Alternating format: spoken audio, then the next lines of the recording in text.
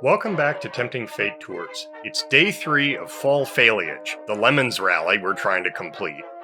Though we hit a lot more checkpoints in fewer miles, it felt just as long as yesterday. The question was, could we really, actually, seriously pull off 1,100 miles over 3 days in 2 scruffy ancient British cars, one of which was 65 years old? We were up early, I should point out, more or less at dawn. Went to the gas station to add oil and check petrol, as they say, and we were off to do some checkpoints. I love the smell of Earlwood in the morning. The first checkpoint was the Penobscot Narrows Bridge. We took some pictures next to it, and then we got video driving across it.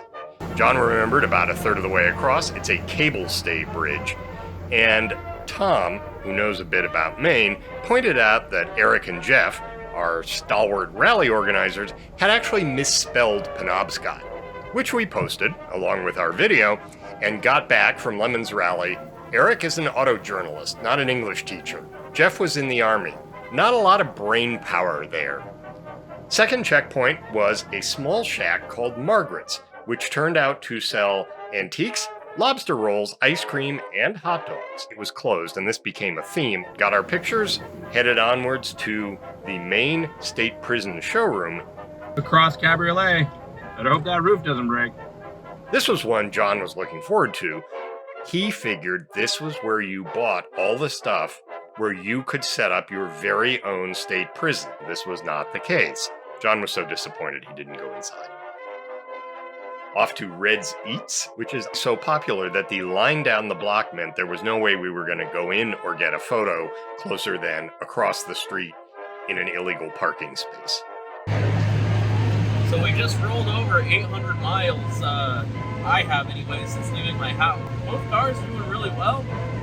Mine's leaking a little bit of oil on the valve cover, which is hitting the exhaust manifold.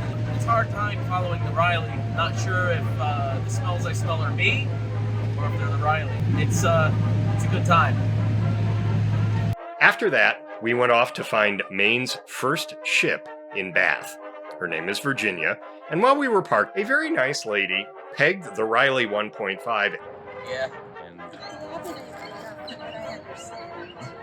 and had a lengthy discussion about the British cars she'd owned, how much she enjoyed them. It was quite a conversation.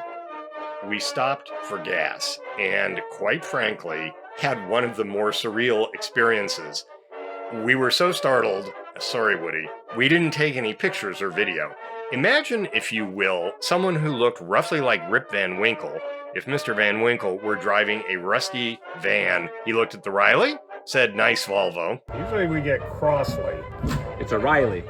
It's a Riley? Riley. Riley. And launched into a lengthy story about the U.S. nickel.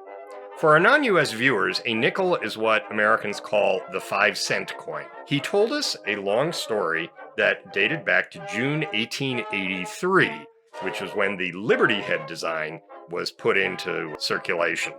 Turned out it was one of the coins that did not say cents, it just said 5 on it. Unscrupulous people would dip them into gold plate and then get $5 of change because of the $5 gold coin, which is about the same size. So they had to remint them with the word cents on them.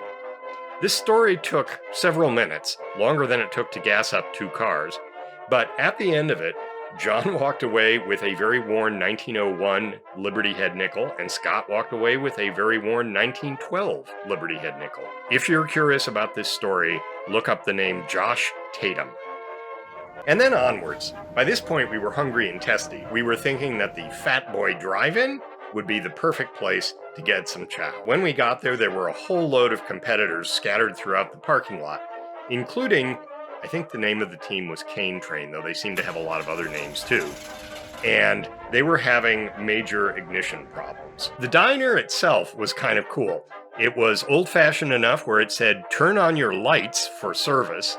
It had been run for 65 years by the McCrum family, 5 generations potato farmers, and they pointed out that the fries were entirely local.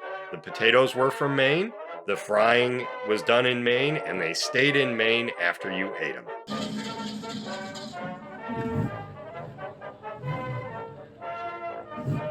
Seems like Cavalier has given up the ghost at the moment, but I think they'll get it going. We are heartlessly abandoning them.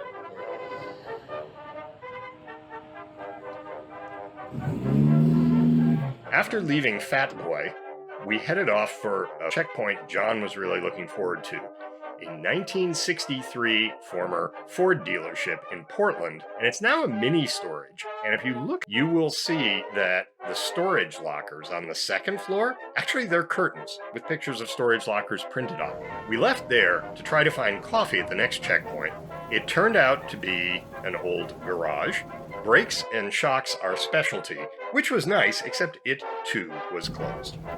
Between Portland and Saco, we hit a traffic slowdown. Turned out to be in a black Impala in massive flames.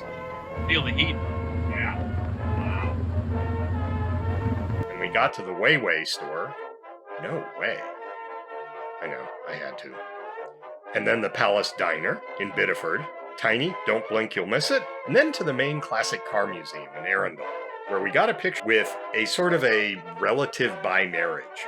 This was the Wolseley Hornet, which is an old-style Mini, but with a boot. They're from the same family. Onwards to Warren's Lobster House in Kittery. No, we didn't stop for lobster. And then on to Massachusetts. John was riding shotgun at this point, and he discovered that the Riley had 40-year-old match stubs. Okay, so no one cleaned out the passenger ashtray. Their provenance, okay? Soon after that, we came up on the J-Body boys. This was the Cane Train or Big John team. We never did figure out what they were called, who seemed to be maxing out at about 48 miles an hour. These guys are our heroes. They had no top. It was bucketing rain. The car was drag-assing down the freeway, and they all had the biggest grins on their faces. Finally, we made it to Rockport, Massachusetts, the Paper House at the end of a small, narrow road. The across-the-street neighbors had a whole bunch of weird cars turning around in their driveway. And then finally, right at dusk, the Cape Ann Lanes. We had done 13 of 14 checkpoints, and then we got out and stretched. All of a sudden, all of us had the thought, oh my God, we made it. But wait, there's more. You'll never guess what happened next.